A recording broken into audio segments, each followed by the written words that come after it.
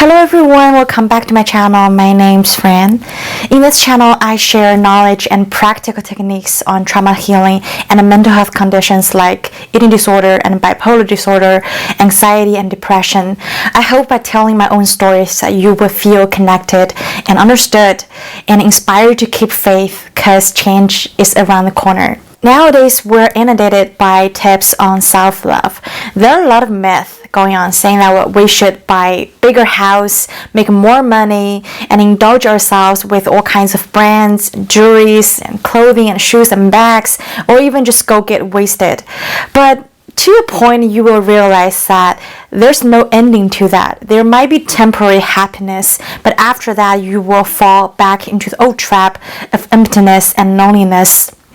I'm sure a lot of you have known this kind of friends who just jump from clubs to clubs and they seem to have a lot of friends. They go from events to events.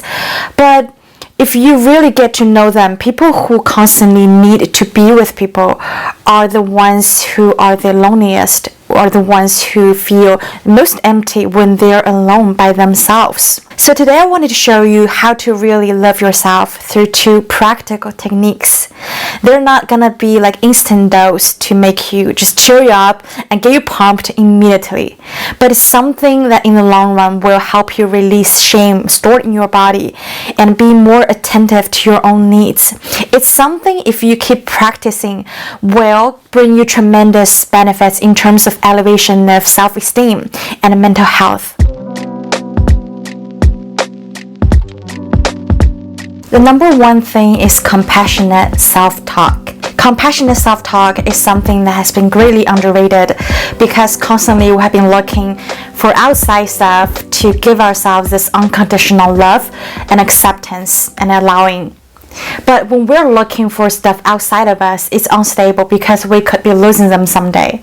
We constantly look for new supplies of boyfriends and girlfriends.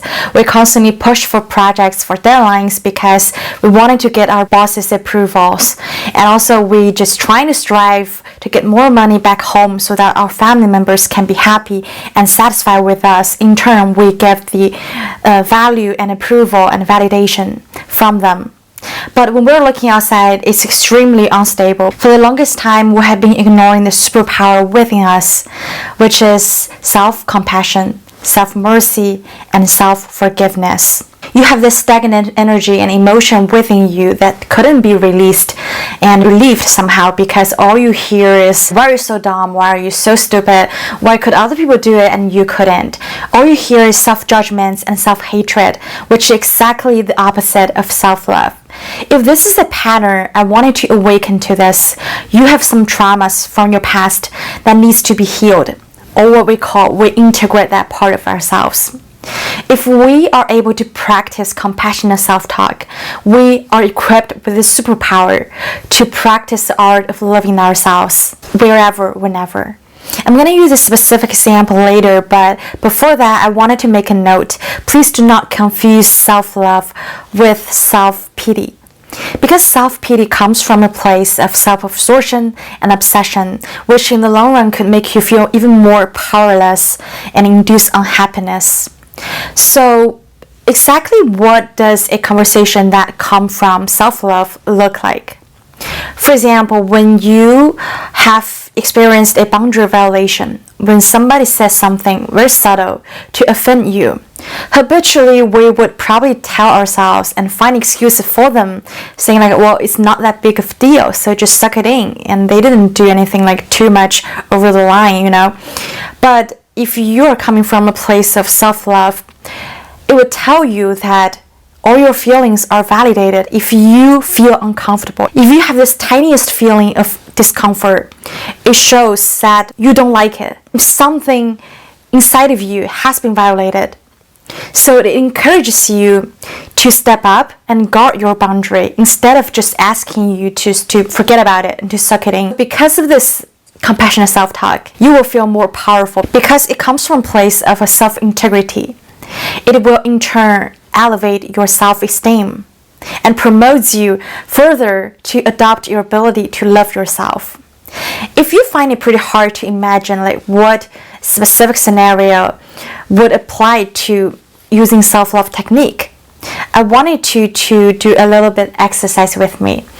For example, when you are in a situation that you don't know how to show this compassionate self-talk to yourself, just try to visualize a child. Maybe it's your younger self or a helpless child that from your life, or just who is just on the street. Imagine that this child is going through the same exact situation that you're in, or your family members, or someone that you really, really care about. Imagine that they are going through the same situation. What would you say to them to show that you have this unconditional love and acceptance for their existence despite their behaviors? What would you say, and what will you do? And extend that love and compassion to that person. For me, the easiest exercise for me was to imagine the younger self when I was probably 6 or 7 years old. I would see this helpless and alone child going through the same thing. And I would always feel very tearful because I don't want it to go through the situation. And I wanted to do all my best to be present for that child, to say the most compassionate words to her, just so that she could feel more comforted and she has more courage to go on with her life. And that always works for me because I have found ways to love and accept that child unconditionally, which is inside of me. I wanted you to really take a second to experience how would you feel. How would you feel that if you're truly loving that person, that child, the person in your life? You would be ready to devote yourself anytime. You would be there for them no matter what the external situations are like. For example, if it doesn't matter if they lose their job, it doesn't matter if they lose their beauty or status or fame or anything. If they said or did something wrong that they don't really mean, how would you say to them? So I think this is the most powerful technique for anyone to show themselves this self-compassion, self-love. The second technique is to practice grounding yourself. Loving yourself is a lifelong journey that starts with self-awareness. So an essential technique is to practice grounding ourselves, to ground ourselves from external situations and voices, to really just tune in and explore what's going on with our body and what's happening, what we're feeling within our body. When we're talking about trauma, actually trauma is more than just cognitive level stuff. It's more than the cognitive distortion. It's more than the thoughts and the voices that we have. Trauma is also stored in our body so that we would have physical reactions to a specific situation. For example, in my other videos, I talked about how I have social anxiety. A lot of people can relate to this because you might also experience panic attacks or anxiety attacks when you're presented under a situation, even though nothing is actually going on, but perceptually you have perceived something as a threat or unsafe, so your body would react, even though repetitively you might tell yourself that it's okay. In social occasions, I would go through the same physical reactions. I would find it harder to breathe. I would find my palms sweating and my heart racing, and I have like blush like really bad, and people thought that, well, you have a fever or something. More often than not, we would try to distract ourselves because it's such an uncomfortable feeling. We would turn to people, we would just constantly desperately try to look for someone to hold our hand, to talk to ourselves, to comfort us, or we would just keep on scrolling down our screens or our phones or computers because the present moment just manifests as unsafe for us. But what we need to do is do the exact opposite of distracting ourselves. We need to ground ourselves. We need to tell ourselves, well, it's okay. I'm gonna be here with you until it's safe. I'm here so that you are safe. You have to constantly practicing, be there for yourself through those perceived unsafe environments. Another reason we need to practice grounding is that we need to understand, nowadays when we're talking about depression, what's the essence of depression? What leads to depression? Depression is a long-term consequence of suppression. When we're children, we were taught a lot of times not to cry, not to show our emotions, not to do this and not to do that. But when we're children, we don't have this cognitive level of maturity. We don't know how to separate what we do from who we are. So when we do something bad, when our parents criticize us, we think we're bad as a person, not just we did something wrong. For example, when I was a child, I was terrified to wake up alone. So I cried a lot because I wanted to cry, I wanted to scream for attention so that my caregivers can come and take me. But for the longest time, my mom and my dad or everybody in my house, they seemed to think that it's unreasonable for me to cry. They would punish me, to be honest. They would punish me by calling me names of why are you such a crybaby, and they would just reject my needs because they feel like it's a threat to their authority when I don't listen to them, when I kept crying.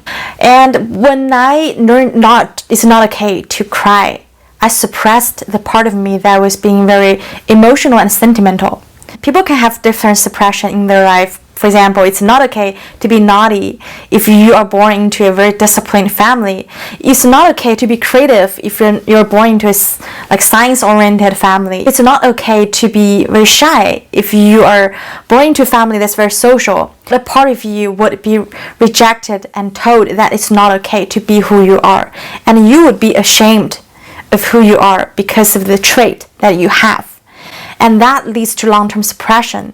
The saddest part is that nowadays a lot of people still don't realize that they have done this. They have suppressed themselves all along, which lead to depression.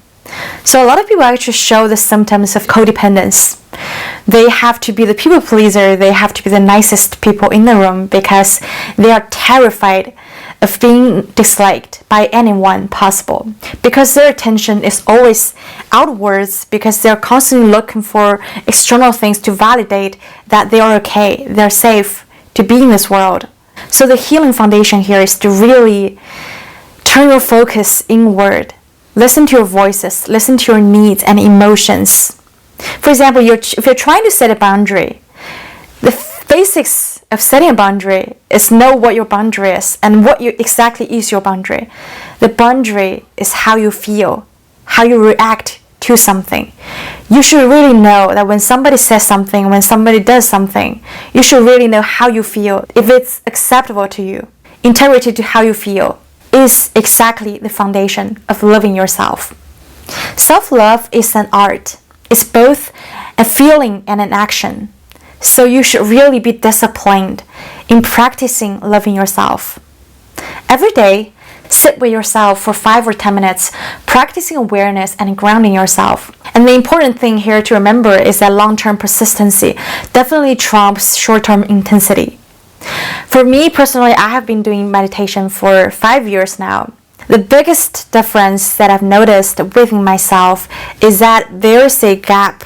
This is space for pausing before I react to a situation like explosively. 5 years ago, the biggest trigger for me is to get no response. I would go full-blown explosive reaction on somebody not returning my call or text message. I would keep calling them like 10 times or 20 times. I would keep texting them just like a crazy person, like hysteric person would do.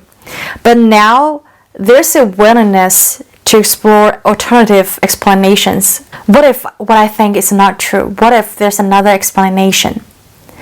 And because of this, I think it's the highest form of self-love because it prevents me from going on roller coaster emotions by myself. And it made me feel like I can handle things more maturely and more in control and more powerful, which in turn increases my ability to love myself. Alright, my friends, I've shared 2 healing techniques on how to love yourself today. The first one is to practice compassionate self-talk, and second one is to practice grounding yourself. Those 2 things have been most powerful in my healing journey because they have turned my focus inward, that I don't have to rely on a therapist, I don't have to rely on a boyfriend or a family member or just someone externally to help me calm myself, to soothe my emotions constantly, because I can do it myself.